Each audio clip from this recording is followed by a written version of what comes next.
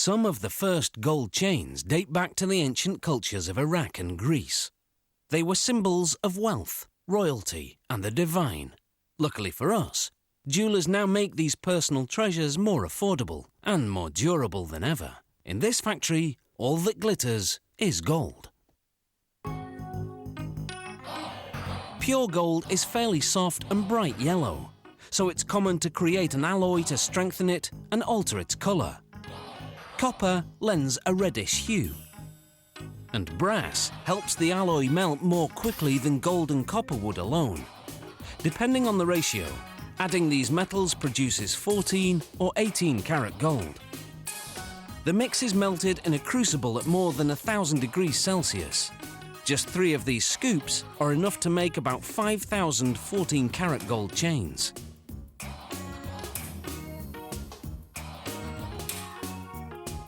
The molten alloy is poured into a casting machine. Water cools the metal to around 370 degrees Celsius, solidifying it. The metal passes through a round die, which shapes it into a golden rod that's nearly 2 meters long. After the rod is cut in half, it's passed through what's known as a breakdown mill. The machine reshapes the rod from circular to square, so it will be easier to stretch.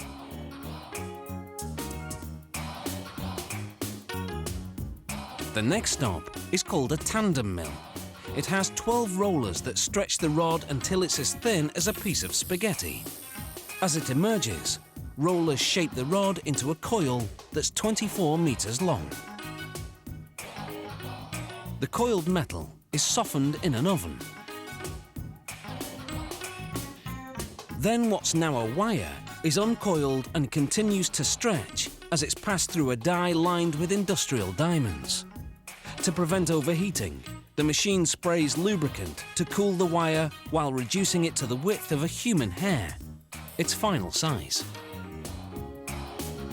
The wire then winds into a spool, almost 3 kilometers long. Next, 32 of the spools are unwound, and the wires are run through another oven which softens them further. Just in case you're thinking working here is a golden opportunity, you should know that security is very tight. Employees must pass through metal detectors before going home, and wearing jewellery to work is strictly forbidden. This machine makes what's called cable chain. It passes wire through a link and closes it to make another link. The machine makes 600 links per minute. Here, a random quality check is being carried out. This machine makes a Venetian-style chain.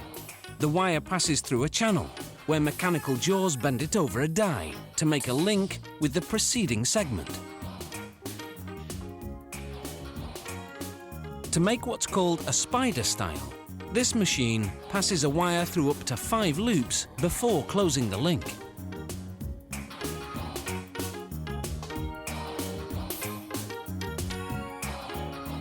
For a Figaro-style chain, this machine makes 3 short links before a mechanical arm moves the chain to another area to add 1 longer link. The arm then moves it back to add 3 more short links.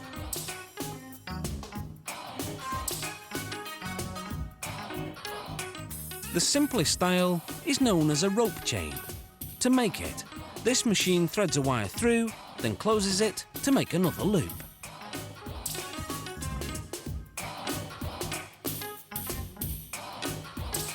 The finished chains are coated with a lubricating powder that prevents the links from sticking to each other during the next step, when the chains are heated to 815 degrees Celsius.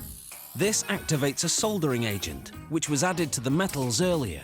It fuses the ends of the links to each other.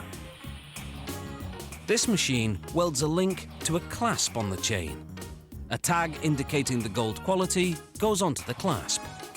Finally, the chains go through 4 chemical baths, which clean them thoroughly. Then they're plated with a layer of 14 or 18 karat gold, which creates a more vibrant finish. After one last quality check, these chains are ready to dazzle their way to a neckline near you.